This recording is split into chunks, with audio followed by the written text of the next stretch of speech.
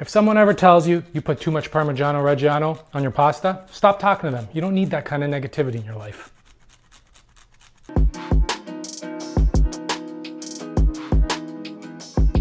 All right, let's start with 300 grams of Cipollini onions. I know it sounds like a lot, but trust me, prepping these will probably take the most work for this recipe. And these little Italian donut shaped onions are sweet, sweeter than your average. And if you can't find these little gems, go with a sweet onion of your choice. We're gonna trim and peel them and then slice or chop. I like slicing as you end up with little strands that end up sticking and wrap around the sausage and the pasta. Next up, for some freshness and color, we're gonna finely chop up about 12 grams of fresh parsley and set that aside. And now time for the Parmigiano-Reggiano, a big mountain of Reggie, 80 grams worth, and set that aside.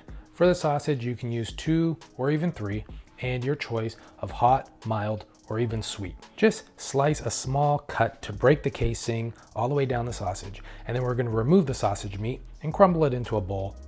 And now we can cook that sausage. In a pan on medium to high heat, add your sausage and brown and cook, and with a wooden spoon you can break up the meat as it cooks. You'll notice fond, the brown sticky bits are starting to develop on the bottom of the pan, and that's just all flavor that will get released into the sauce. Remove the sausage to a bowl and set that aside. In the same pan, we're gonna add 2 tablespoons of extra virgin olive oil, 2 tablespoons of unsalted butter, and the onions. Season with salt, and if you want, chili flakes for some heat, and a little bit of freshly cracked pepper. And let the onions sit for a couple minutes before stirring and coating so that they develop a little bit of color. And after the first stir, we can bring the heat down to low. Continue to stir frequently as the onions cook and begin to caramelize. Scrape away any loose onions that stick to the side of the pan so they don't burn. As the onions soften and begin to get some color, about 10 minutes, we can deglaze with your choice of white wine. Go with a splash or 2.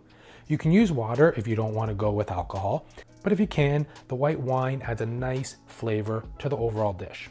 You'll start to see that the fond is being released from the pan, giving those onions even more flavor. These onions took about 20 to 25 minutes total. At the 15 to 20 minute mark, we can start the pasta. Salt a large pot of boiling water and add your pasta. Cook just before al dente, as we will finish cooking the pasta in the sauce.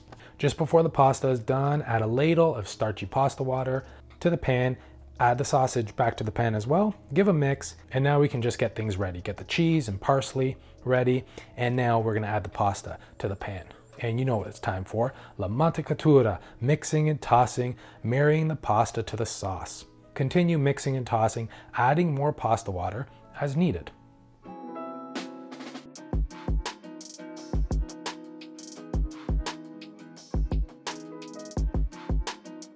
And when the pasta is done, we're gonna turn off the heat or remove the pan from the heat and add the Reggie a handful at a time, mixing and tossing. And then we're gonna add the parsley, mixing and tossing. And you're left with one hell of a pasta dish. Plate it all up, add some sauce on top, grate a generous amount of Reggie, and bring it to the table. Very simple, very good. And yes, there's more onions in this recipe than any other pasta recipe that you'd probably make.